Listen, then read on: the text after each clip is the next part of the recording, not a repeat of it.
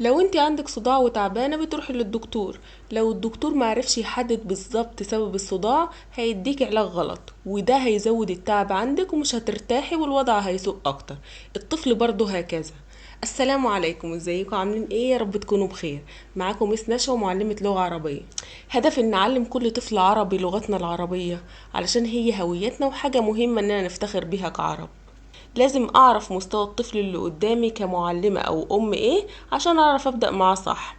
اوفر طاقتي وما بهدلش الطفل معايا. الموضوع مش مستحمل تجارب كتير. لو حددنا الطفل بالظبط محتاج ايه، الطريق هيبقى سهل وبسيط.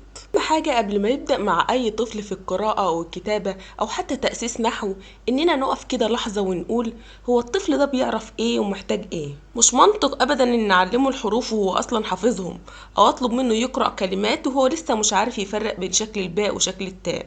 اطلب منه يعرب جملة وهو مش عارف اصلا الفرق ما بين الاسم والفعل.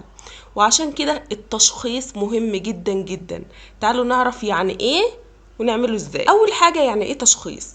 التشخيص ببساطة اني اقعد مع الطفل شوية واسأله شوية اسئلة كده بسيطة. هو مش امتحان، هي اسئلة بتعرفني مستوى الطفل ده عامل ازاي ومستواه الحقيقي ايه.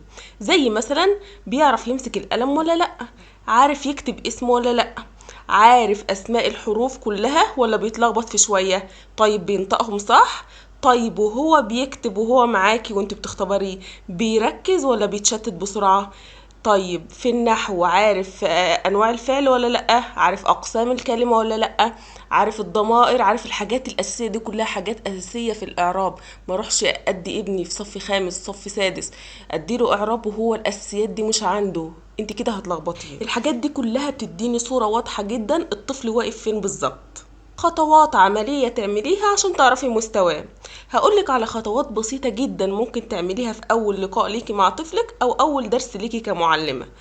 أول حاجة، اكتبي له شوية حروف عشوائية وقولي له يقرأهم. لو قرأهم بسهولة يبقى خلاص هو عدى المرحلة دي، لو لسه بيتلخبط يبقى نبدأ معاه من الأول تاني. حاجة قوليله اكتب اسمك او الحرف اللي بتحبه. ليه؟ انت كده بتشوفي مسكة ايده للقلم، هل هو ماسكه صح ولا لا، ضاغط جامد عليه ولا هو اصلا مش عارف يكتب. تالت حاجة، اعرضوا له صور فيها حاجات حروف زي حرف الباء، حرف التاء، حرف الساء، وقولوا له شايف الحرف ده؟ طيب اسمه ايه؟ شوفيه بقى هيرد عليكي، هيقولك ولا هيتردد ولا هيتلخبط. كل دي معلومات مهمة تحطها في دماغك كأم وكمعلم. رابع حاجة، لو هو أكبر شوية هاتيله كلمات سهلة وقريها معاه، زي كلمة باب، بيت، ولد. هاتيله كلمات فيها فتح، شوفيه بيقرأ ازاي، بيتهجى ولا بيعتمد على الذاكرة بتاعته. هاتيلي كلمات فيها تنوين، كلمات فيها شدة، كلمات فيها لام شمسية، شوفي بيقرأ ازاي. لو قواعد القراءة عنده صح جربي تديله قطعة بسيطة، شوف السرعة عنده ازاي. أطفال بيكونوا عارفين القواعد بس عندهم مشكلة في مشكلة السرعة ووصل الكلمات ببعض وان هم يقرأوا فقرة. يبقى عندنا مشكلة في القواعد ولا لأ، أصلا عندنا مشكلة في الحروف ولا لأ، في قواعد القراءة ولا لأ. بعد كده في السرعة، الطفل عارف القواعد بس سريع أو بطيء.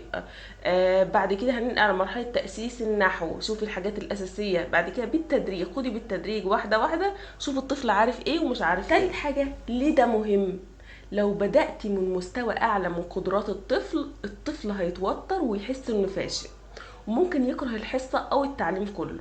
ولو بدأتي من مستوى أقل من اللي هيعرفه هيمل وهتلاقيه بيقولك أنا عارف الكلام ده ويبطل يركز.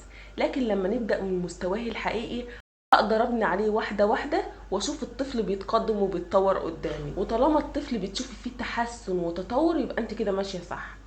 طيب اعمل ايه بعد التشخيص؟ خطوات واضحه وبسيطه. اول حاجه اكتبي الملاحظات بتاعتك، زي ادم بيعرف يكتب اسمه بس بيتلخبط بين حرف الباء والتاء، مسكته للقلم كده محتاجه تدريب. فاطمة كويسة في القراءة بس محتاجة تركيز اننا نركز في الوصل بتاع الكلمات. هي عارفة القواعد كويس جدا بس عاوزين نشتغل الفترة الجاية ان احنا نسرع وهي بتقرأ. احمد بيسرع كويس جدا والقواعد عنده كويسة جدا بس محتاج يتأسس نحو صح، هو لسه مش عارف اصلا الفرق ما بين الاسم والفعل، مش عارف انواع الفعل، وهكذا. كل طفل وليه طريق هيمشي فيه. ما ينفعش ابدل احمد مكان فاطمه، ما ينفعش، كل طفل ليه طريق هيمشي فيه.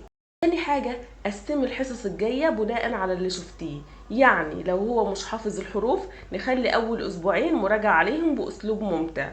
لو هو قراءته كويسة، خلاص نبتدي بقى نفرق له تفريق بسيط كده ما بين الاسم والفعل، يعني ايه أصلا اسمه، يعني ايه فعل، وهكذا. تالت حاجة، اشتغلي معاه على نقاط الضعف عنده. يعني ايه؟ يعني هتشوفي ايه الحاجة اللي هو مش كويس فيها وتبتدي تحسنيها واحدة واحدة، مش كلها مرة واحدة، عشان ما يتعبش او يحس ان هو مش قادر. يعني هو لو عنده مشكلة في مسكان القلم، خلاص الفترة الجاية هندرب نفسنا اكتر ان هو يمسك القلم كتير.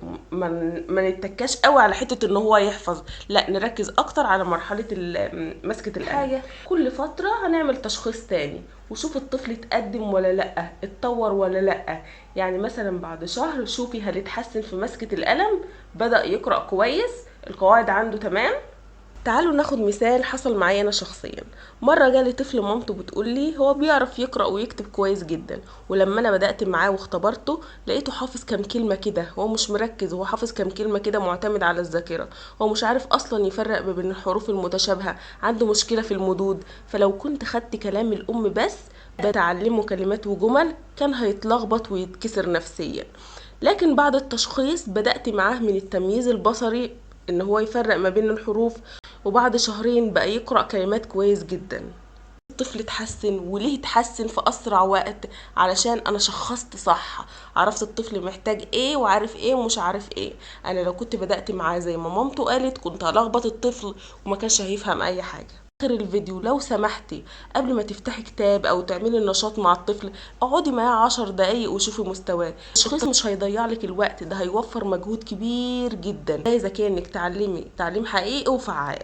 وبكده اكون وصلت معاكم لنهايه الفيديو بتاعنا النهارده. ما تنسوش تعملوا لايك للفيديو واشتراك في القناه، تفعلوا زر الجرس عشان يوصلكم كل جديد. السلام عليكم.